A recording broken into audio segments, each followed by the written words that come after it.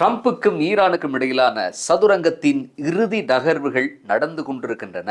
ஈரானில் இதுவரை இந்த போர் காரணமாக 3400க்கும் மேற்பட்டவர்கள் இறந்திருக்கிறார்கள். லெபனானில் 2500க்கும் மேற்பட்டவர்கள், 20,000 மாலுமிகள் நடுக்கடலிலே தத்தளித்துக் கொண்டிருக்கிறார்கள். உலகத்தினுடைய எண்ணெய் சப்ளை 68 நாட்களாக முடங்கி கிடக்கிறது.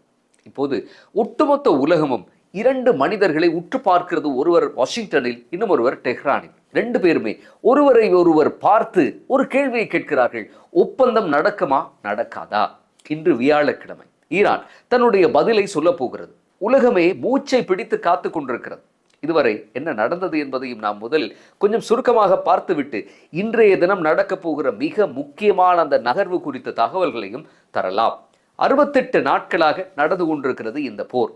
ஒரு வகையில் போர் நிறுத்தம் என்றாலும் உலகமே பெரும் பொருளாதார நெருக்கடியை நோக்கி நகர்ந்து கொண்டிருக்கிறது என்றுதான் சொல்ல வேண்டும். பிப்ரவரி 28 ஆரம்பித்தது. அமெரிக்காவும் இஸ்ரேலும் ஈரானை தாக்கியிருந்தன. தலைவர் ஹமேனி கொல்லப்பட்டார். ஹோமூஸ் நீரிணை மூடப்பட்டது. அதுக்கு பிறகு ஏப்ரல் 7 பாகிஸ்தான் தலையிட்டால் ஒரு போர் நிறுத்தம் அறிவிக்கப்பட்டு இஸ்லாமாபாத்தில் பேச்சுவார்த்தை நடந்து அதுவும் தோல்வியில் முடிந்தது. 13 ஏப்ரல் மாதம் அமெரிக்க கடற்படை ஈரானிய துறைமுகங்களை முற்றுகையிட்டது. ஏப்ரல் 28 ஒரு முக்கிய நிகழ்வு நடந்தது. ஐக்கிய அரபு அமீரகம் ஒப்பெக்கில் இருந்து வெளியேறியது. இது குறித்து நாம் விரிவான ஒரு வீடியோ பதிவு ஏற்கனவே தந்திருக்கிறோம். மே மாதம் 3 ஈரானினுடைய காவல் படை 30 நாட்கள் கெடு, வெல்ல முடியாத போரா, மோசமான ஒப்பந்தமா, ட்ரம்ப் முடிவெடுக்கட்டும் அப்படி என்று சொல்லியது. மே 4 ப்ரொஜெக்ட் ஃப்ரீடம் என்கிற ஒரு பெயரில் அமெரிக்க கப்பல்கள் சென்றன. துப்பாக்கி சூடுகள் நடந்தன. போர் நிறுத்தம் மீறப்பட்டது.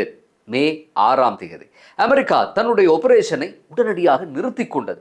இது ஒப்பந்தத்துக்கான ஒரு சிக்னலா என்ற மாதிரியும் கேள்விகள் எழுந்தன. மே 7 ஈரான் தன்னுடைய இறுதி பதிலை அனுப்ப போகிறது. இதுதான் திருப்பு முனையான தருணம். இப்போது மிக முக்கியமான ஒரு பகுதி. அமெரிக்காவும் ஈரானும் 3 பக்கங்கள் கொண்ட ஒரு புரிந்துணர்வு ஒப்பந்தத்தை பேசி முடித்திருக்கிறார்கள். முக்கியமான விஷயம் என்னவென்றால், ஈரானிடம் இப்போது 2000 கிலோ செறிவூட்டப்பட்ட யுரேனியம் இருக்கிறது. அதில் 450 கிலோ 60% தூய்மையோடு இருக்கிறது. அதாவது ஒரு அணு ஆயுதம் தயாரிக்க போதுமான அளவு என்று சொல்லி நிபுணர்கள் சொல்லுகிறார்கள். ட்ரம்ப் சொல்லுகிறார், அதை அமெரிக்காவிடம் கொடுத்து விடுங்கள். ஈரான் சொல்லுகிறது, நேரடியாக அமெரிக்காவிடம் தரமாட்டோம், வேறொரு நாட்டுக்கு அனுப்புகிறோம். அதாவது அவர்கள் வரக்கூடிய ஒரு சமரச நிலை என்னவென்றால், கொஞ்சம் யுரேனியத்தை வேறு நாட்டுக்கு அனுப்பலாம், மீதியை ஈரானிலேயே சர்வதேச கண்காணிப்பில் நீர்த்து போக செய்யலாம் என்பதுதான். அடுத்து இன்னும் ஒரு விஷயம். அமெரிக்கா சொல்லுகிறது, அடுத்து 20 ஆண்டுகளுக்கு ஈரான் அணுசக்தி செறிவூட்டல் செய்யக்கூடாது. ஈரான் சொல்லுகிறது 5 ஆண்டுகள் மட்டுமே முடியும். அது ஒரு வகையில் ஒரு 12 ஆண்டுகள் என பேசி தீர்க்கலாம் என்கிற விதத்தில் பேச்சுவார்த்தைகள் நடப்பதாக தெரிகிறது. அடுத்த விஷயம், பாதாள அணு உலைகள், நடான்ஸ், போடோ போன்ற ஈரானினுடைய பாதாள அணு உலைகள் மூடப்பட வேண்டும்.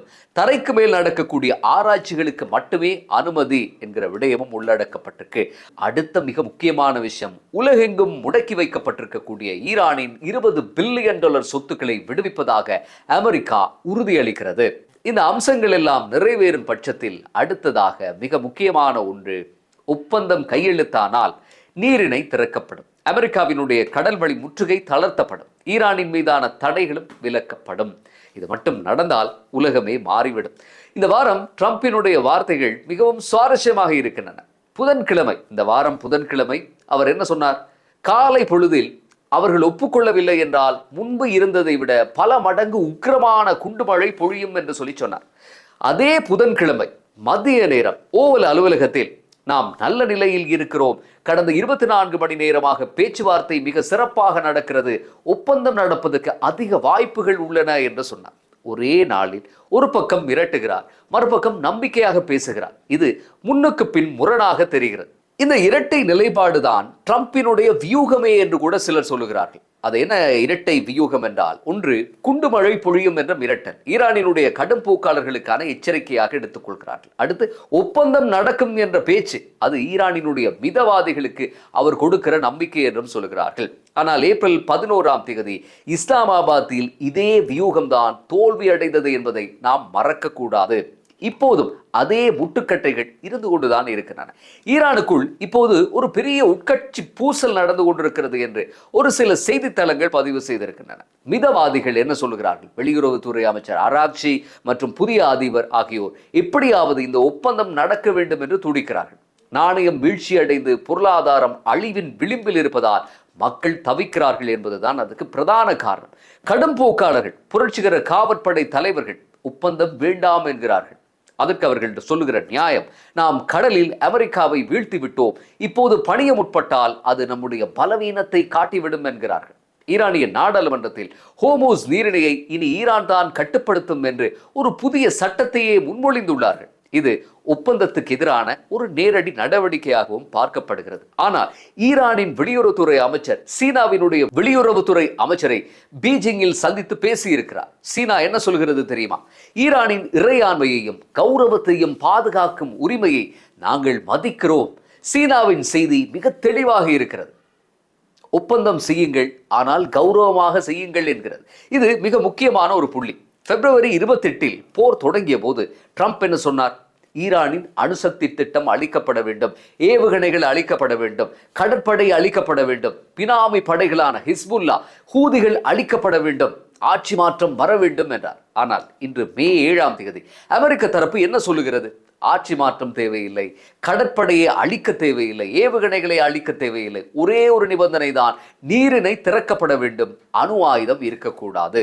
இந்த மாற்றம் ஒரு சிறிய பின்வாங்கல் என்றாலும் கூட இது மிகவும் அர்த்தமுள்ள ஒன்று என்கிறார் லண்டனை சேர்ந்த நிபுணர் ஆண்ட்ரியாஸ் கிரீ. எளிமையாக சொல்ல வேண்டும் என்றால், அமெரிக்கா போரில் சில வெற்றிகளை பெற்றிருந்தாலும் ஈரான் முழுமையாக வீழ்ந்து விடவில்லை. காவற்படை அப்படியே இருக்கிறது. நீரிணை இன்னும் அவர்களுடைய கட்டுப்பாட்டில் தான் இருக்கிறது. ட்ரம்புக்கு தன்னுடைய கௌரவத்தை காக்கும் ஒரு ஒப்பந்தம் தான் இப்போது தேவை. ஈரானுக்கும் தன் பொருளாதாரத்தை காக்க ஒரு ஒப்பந்தம் தேவை. இரண்டு தரப்புக்கும் தேவை இருக்கிறது. அதே நேரம் இரண்டு தரப்புக்கும் ஈகோவும் இருக்கிறது. இந்த ஒப்பந்தம் கையெழுத்தானால் உலகத்தில் என்னென்ன மாற்றங்கள் நடக்கும் என்பது நம் எல்லோருக்கும் தெரியும். நீரிணை திறக்கப்படும் போது 20,000 கடற்பணியாளர்கள் தங்களுடைய வீடுகளுக்கு திரும்புவார்கள். ஒரு பீப்பாய் கச்சா எண்ணெயினுடைய விலை $110 $70-80 குறையும்.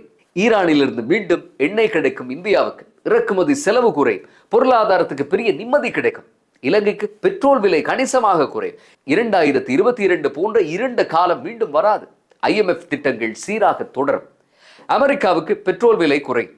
இடைத்தேர்தலில் ட்ரம்புக்கான அழுத்தம் குறையும். ஈரானுக்கு முடக்கப்பட்ட $20 பில்லியன் கிடைக்கும். பொருளாதாரம் மீண்டெழ தொடங்கும்.